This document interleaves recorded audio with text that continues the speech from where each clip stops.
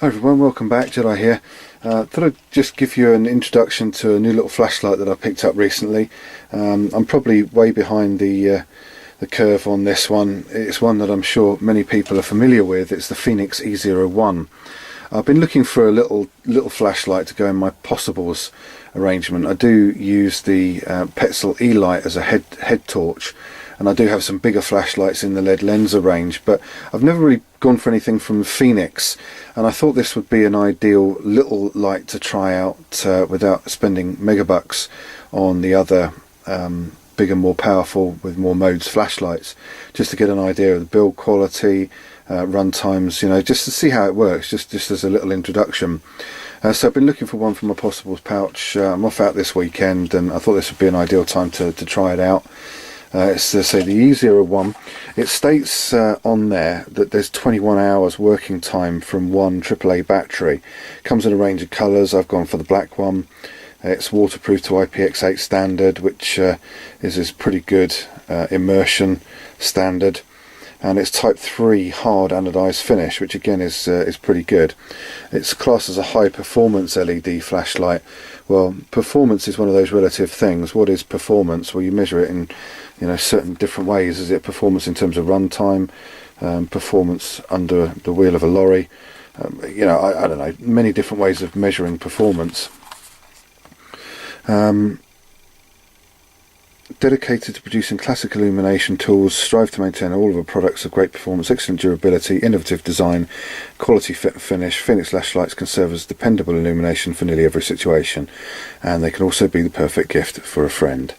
Wonderful. How nice is that? Well, we'll see how this one performs. It's a tiny little light. It's actually smaller than I thought it was going to be. Comes in a box with plastic insert, some instructions. If you look up close, it looks like you've got a single spare O-ring in there, and also a split ring for the bottom of the flashlight. Some what's that? A warranty card, Fenix warranty card, and usage and maintenance. Okay, fine. No battery. Actually, I'll let you into a little secret. I've already put a battery in here. I knew there was no battery that came in the box, which I think for me is a little bit disappointing. When you're spending a couple of quid on this particular light, or any particular light, I think putting a battery in there would be a good move so that it's usable straight away.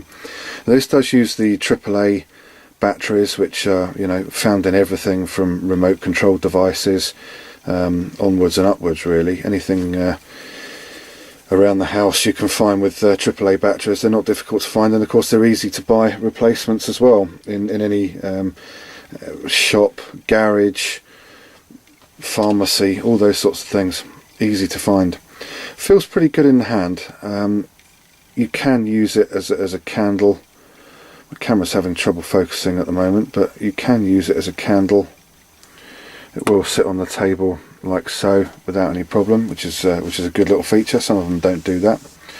I must confess, I do prefer the tactical clicky tail switches. I'm not a tactical kind of guy, but I do like the tail switches on flashlights. I don't know if that's just me or what, but you know, overall impressions are pretty good. Let's see how the thing works. I'm not a great fan of these twisty head things. I think you can lose a bit of battery. No, that's quite bright. I'm quite impressed with that. I've got all the lights on in my man cave, and that's pretty bright. I won't shine it right into the camera, but that's pretty impressive for a tiny little flashlight. And this really is just going to ride in my possibles pouch, so that I've got something available to use as a flashlight immediately to hand if I need it. Let's just turn that off for a second. Single mode. Just want to put a bit of light on the camera. Let's see if that can pick up and focus a little bit better.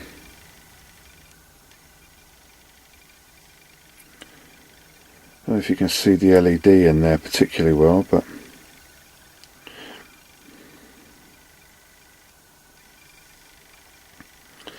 so this is open. There's no screen on here.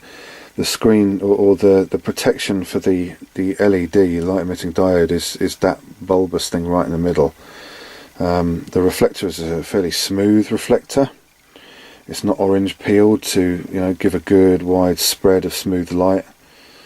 But all in all, I think it should be a pretty usable flashlight. So it's easy enough to do it up with one hand. A bit of a pain if you ask me compared to clicky tail switches, but there you go. We'll see how it works out. I say this is a bit of an introduction. I haven't used this, haven't carried it, so I might do another review video in a little while, a couple of months or so, when I've had a chance to use this one and see how it fares. So there you go, that's the Fenix E01. I'll be taking that out with me this weekend, the Easter weekend, for a trip out. Knurling feels quite good on there as well.